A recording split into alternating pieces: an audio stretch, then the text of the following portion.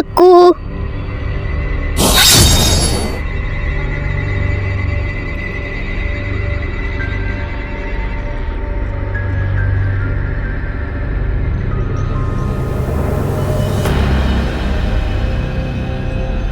Hah? Si Chen? Xiumai, kamu sudah gila ya? Beraninya kamu melukai CEO grup keluarga Yin? Habislah kau.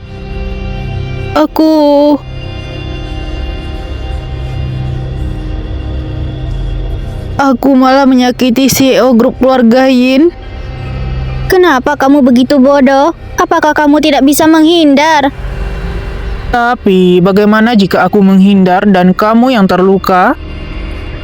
Apalah artinya luka kecil ini? Meskipun harus mengorbankan nyawaku, aku tetap tidak akan ragu sedikit pun. Apakah sakit? Tidak, melihat ekspresinya yang begitu berbelas kasihan, luka sayatan ini sepadan. Kalau kamu cium aku, maka lukaku tidak akan sakit lagi. Sudah seperti ini, kamu masih bisa bercanda? Dokter pribadi kami juga ada di sini. Aku akan memanggilnya kemari untuk mengobatimu. Ibu, biar aku yang pergi.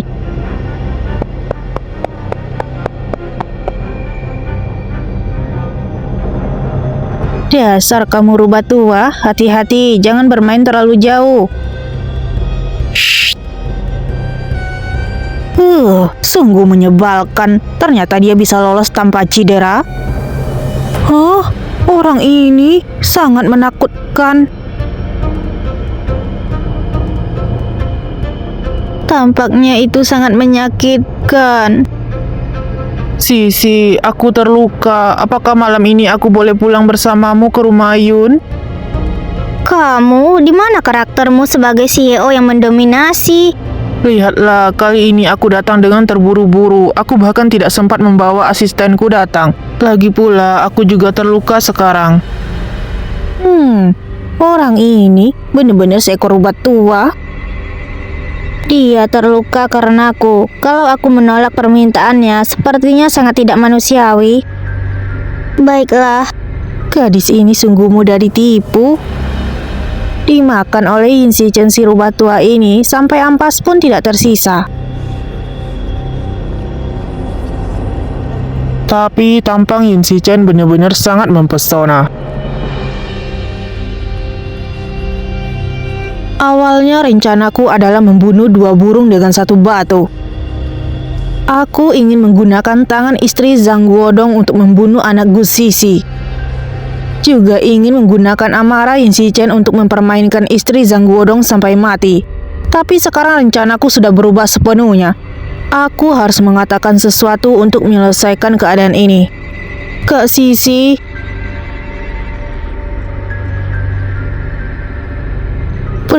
pria yang sangat menakutkan.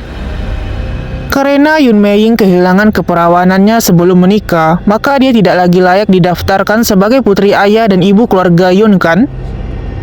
Dia? Apa yang dia katakan? Benar. Kebetulan aku juga ingin mengatakan masalah ini pada kalian. Hal seperti ini terjadi pada Meiying, jadi dia tidak bisa lagi menjadi putriku. Kalian bawalah Meiying pulang. Aku akan mencari alasan yang tepat dan tidak akan membuat Meiying terlalu malu. Karena Yun Meiying bukan lagi putri sah keluarga Yun, maka Sisi juga tidak perlu ikut campur masalah ini sama sekali. Apakah kami sudah boleh pulang? Sisi sangat lelah, dia perlu istirahat. Yin Shichen.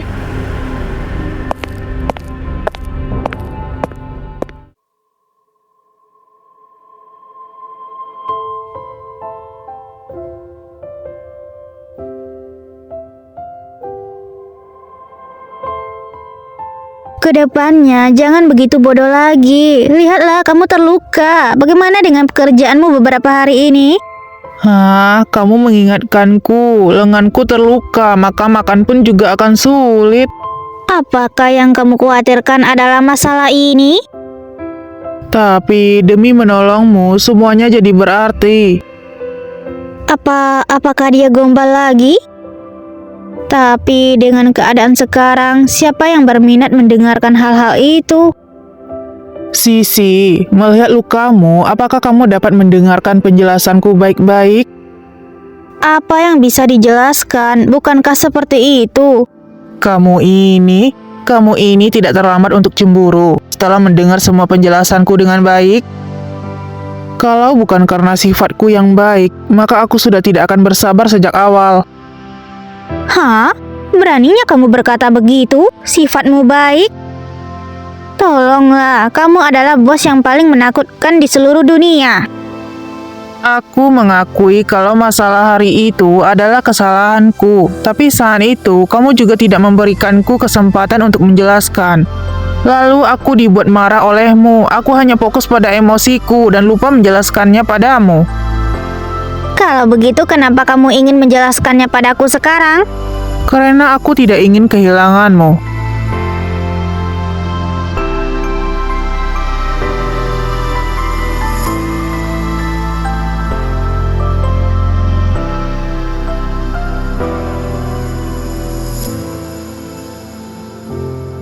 Dia barusan bilang tidak ingin kehilanganku.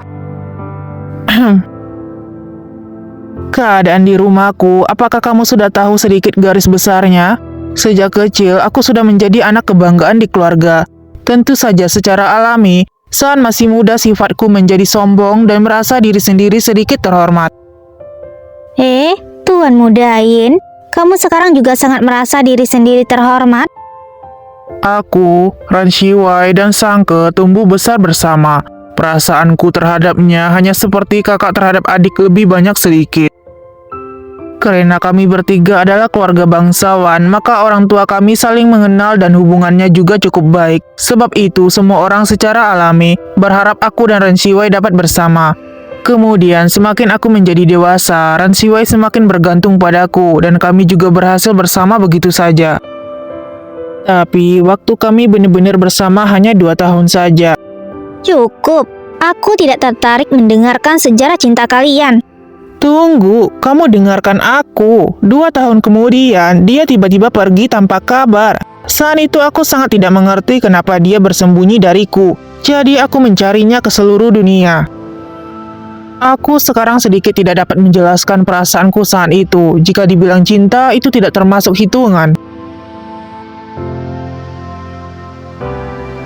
Seharusnya dibilang tidak terima kekalahan.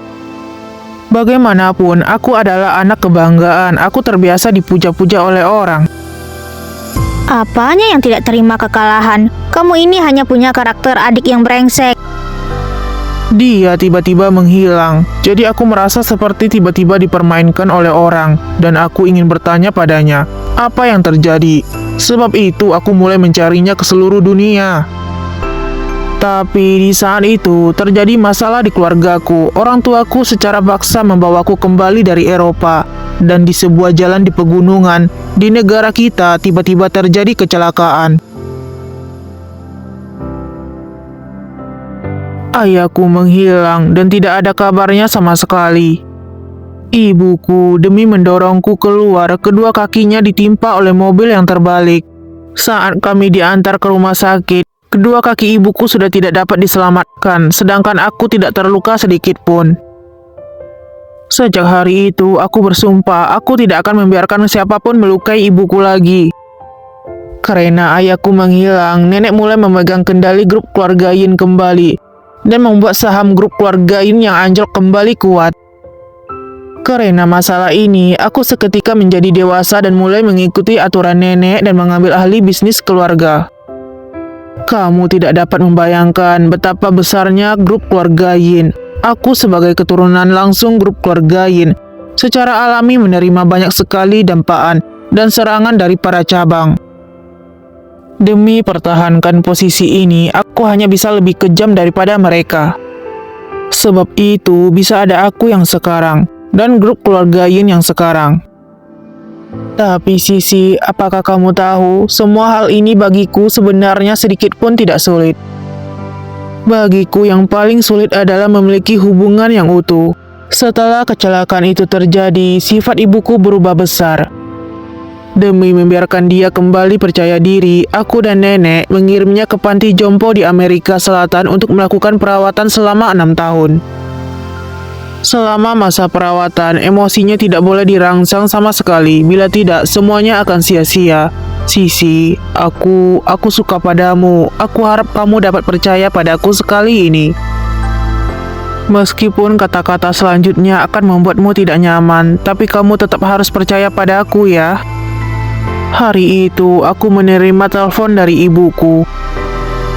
Di telepon, ibuku secara jelas memintaku cerai denganmu dan menikah dengan Ran Shiwai. Demi menenangkan ibuku, aku setuju padanya. Sisi, aku tidak akan melepaskanmu. Aku tidak akan membiarkanmu pergi. Aku tidak dapat menerimanya. Aku akan menyelesaikan masalah Ran Shiwai dengan baik. Masih ada waktu sekitar setengah bulan lagi. Ibuku akan menyelesaikan perawatannya dan kembali. Aku akan berusaha keras agar dia mengakuimu. Sisi, aku hanya ingin bertanya satu pertanyaan padamu. Hari itu saat di bioskop kamu bilang akan mengatasi semua kesulitan bersamaku. Apakah benar atau bohong?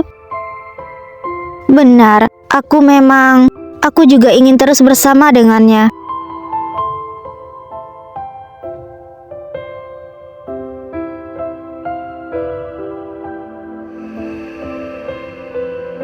Tapi, apakah benar-benar boleh? Apakah aku benar-benar punya keberanian untuk melawan ibunya? Di telepon hari itu, sikapnya sudah jelas. Dia sama sekali tidak menyukai diriku. Dia sangat membenciku. Dia bahkan sangat membenci anakku. Tapi jika menyerah begitu saja,